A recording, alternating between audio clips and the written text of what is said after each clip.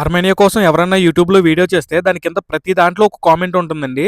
Armenia రావద్దు, అర్మేనియాలో jobs ఏం లేవని చెప్పి. నిజంగానే జాబ్స్ ఏమి లేవా ఇక్కడ? మీరు ప్రశ్నలన్నిటికీ సమాధానం దొరకాలంటే నాకు ఒక 5 నిమిషాలు టైం ఇవ్వండి, మీకు పూర్తిగా నేను వివరిస్తాను. అర్మేనియా రావద్దు అని కామెంట్ చేయడానికి కూడా ఒక రీజన్ ఉందండి. ఇక్కడికి రావద్దు అని చెప్పే 90% మంది పైగా ఏజెంట్లు మాటలు విని మోసపోయిన వారేనండి. వాళ్ళందరూ లక్షల్లో జీతాలు, ఏసీ రూముల్లో, ఆఫీస్ రూములు అని చెప్పి అందరినీ మోసం చేశారని చాలా మందిని. ఇక్కడ అబ్రాడ్ కంట్రీ వస్తున్నాం అనే ఆనందంలో కొంచెం కూడా ఎంక్వైరీ చేయకుండా చాలా మంది ఇక్కడికి వచ్చేస్తున్నారండి. తీరా ఇక్కడికి వచ్చిన తర్వాత వారు విన్నవి ఏమి ఇక్కడ ఏం కనిపించవండి. కొంతమంది ఇక్కడ జాబ్స్ చేయలేక తిరిగి వెళ్ళిపోతున్నారు, మరి కొంతమంది తప్పక జాబ్ చేసుకుంటున్నారు. వారికి జరిగింది ఇంకెవరికి జరగకూడదని చెప్పి కామెంట్ పెడుతున్నారు, కానీ ఎవరు వివరంగా పెడతలేదు. ఏ కామెంట్ అయినా సరే అర్మేనియా రావద్దని చెప్తున్నారు తప్ప ఎందుకు రావద్దు, ఏంటి, వారు విన్నది ఏంటి అనేది చెప్పట్లేదు. మీరు అర్మేనియా రావాలనుకుంటున్నా, లేకపోతే మీరు అర్మేనియాలో ఉన్నా, ఈ వీడియో మీకు చాలా ఉపయోగపడుతుంది. చాలా క్లుప్తంగా చెప్తాను. అర్మేనియాలో జాబ్స్ లేవా అంటే జాబ్స్ ఎందుకు లేవండి, జాబ్స్ ఉన్నాయి. కానీ జాబ్స్ అంటే 2 రకాల జాబ్స్ ఉంటాయి ఎప్పుడుని, white collar jobs, blue collar jobs అని చెప్పి. ముందుగా వైట్ కాలర్ జాబ్స్ అంటే ఏంటో చెప్తాను.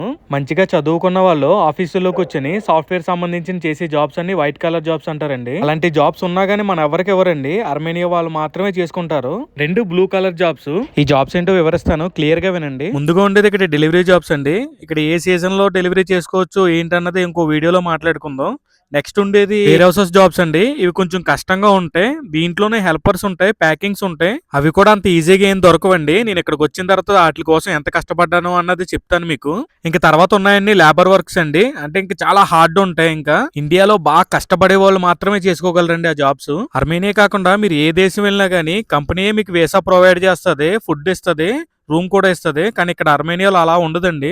మన రూమ్ మనమే చూసుకోవాలి, మన ఫుడ్ కి మనమే కష్టపడాలి.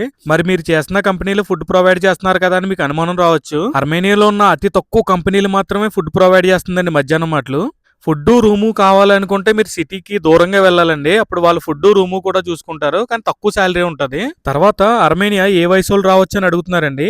అర్మేనియా 45 ఇయర్స్ దాటిన వాళ్ళు అస్సలు రావద్దని చెప్తాను. మీకు కొన్ని ఉన్న ఆరోగ్య సమస్యలకి వాతావరణం మీకు అస్సలు సెట్ అవదండి.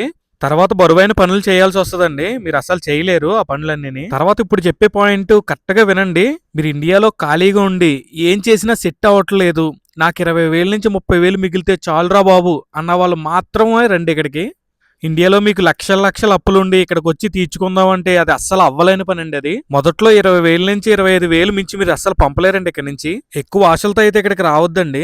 అలా ఆశలు పెట్టుకుని వస్తే ఇక్కడ చాలా ఇబ్బంది పడాల్సి వస్తుందండి. మనం 25,000 నుంచి 30,000 వరకు సరిపోద్ది అని ఫిక్స్ అయ్యి వస్తే మాత్రం మనకి బానే ఉంటది. శాలరీస్ పెరగవంటే పెరుగుతాయండి, మన ఎక్స్పెక్ట్ చేసినంత పెరగవు. మీరు జాయిన్ అయింది ఏదైనా మంచి కంపెనీ అయితే ఇంటికి ఒక 40,000 దాకా పంపుకునే అవకాశం మాత్రమే ఉంటదండి. అది కూడా వాళ్ళు ఏం మొదట్లో ఎవరండి, మనల్ని అబ్జర్వ్ చేస్తారు కొన్నాళ్ళ పాటు. మన పని నచ్చి మన మీద నమ్మకం కుదిరితే మాత్రం ఖచ్చితంగా పెంచుతారండి శాలరీ. నేను ఇక్కడికి ఎన్ని ప్రాబ్లమ్స్ తో వచ్చాను, ఇక్కడికి వచ్చిన తర్వాత ఎన్ని ఇబ్బందులు పడ్డాను అన్నది ఇంకో వీడియోలో మనం మాట్లాడుకుందాం అండి. మీకు అర్మేనియా కోసం ఏ డౌట్లు ఉన్నా నాకు కామెంట్ చేయండి, నేను మీకు క్లియర్ చేస్తాను నాకు తెలిసిన మట్టికి. అర్మేనియాలో నా కళ్ళతో చూసిన గ్రౌండ్ రియాలిటీ మాత్రమే చెప్తున్నానండి నేను. అర్మేనియా కోసం ఇవన్నీ విన్న తర్వాత మీరు అర్మేనియా రావాలి అనుకుంటే మాత్రం మంచి కన్సల్టెన్సీని మాత్రం సంప్రదించండి. నా వీడియో కనుక మీకు యూస్ఫుల్ అయితే లైక్ చేయండి, కామెంట్ చేయండి, సబ్స్క్రైబ్ చేయండి. అలా అయితేనే నేను ఎంతమందికి ఉపయోగపడుతుందని తెలుస్తుంది కదండి. సరే మరండి, ఉంటానండి, బాయ్.